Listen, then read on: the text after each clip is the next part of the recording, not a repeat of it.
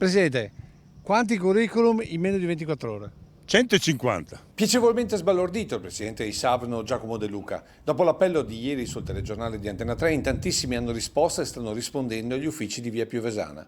Certamente già un ottimo risultato che però innesca una domanda. Prima perché è stato fuori più di un anno, non ho capito perché tutti li ho appena visti, perché sono arrivati 150, stamattina alle 9 erano già 100, ma stanno continuando ad arrivare. Non so dove siano stati prima tutta questa gente. Al di là della comunicazione, per De Luca è un segnale preciso verso la comunità. Basta scuotere la gente che forse si fa vedere, basta scuotere, bisogna spingerli.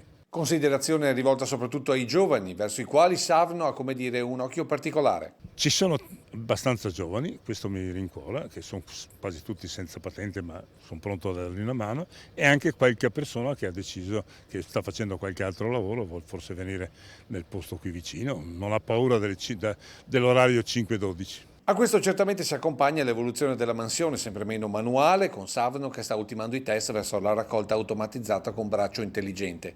E l'immenso parco mezzi solo per la parte vittoriese racconta di quanto importante sia il ruolo dell'autista anche sotto il profilo sociale. C'è autista e autista, c'è l'autista che fa i grandi viaggi, c'è l'autista invece in questo caso fa un servizio alla collettività perché gestisce la raccolta dei rifiuti. Quindi dovrebbe essere ancora più favorito il nostro settore. Tra qualche giorno De Luca inizierà a vagliare i curriculum per poi convocare i primi candidati con tempi davvero brevi per l'operatività su strada. Lei adesso, facendo i calcoli velocemente, quanti riesce ad assumerne subito? Ma una decina penso subito. Ma visto il successo dell'iniziativa, De Luca è pronto a condividere queste nuove risorse con altre aziende pubbliche. Sono i colleghi delle altre municipalizzate come la MOM, come mi riferisco a MOM, Contarina, potrebbero utilizzarli se me lo chiedono, io sono disponibile a dargli a vedere con loro quelli che possono essere utilizzati. Perché anche loro hanno lo stesso tipo di problema? Beh sì, anche loro tutti non ce lo nascondiamo, io ho visto il grido d'appello da parte del presidente del MOM e anche quello di Contarina.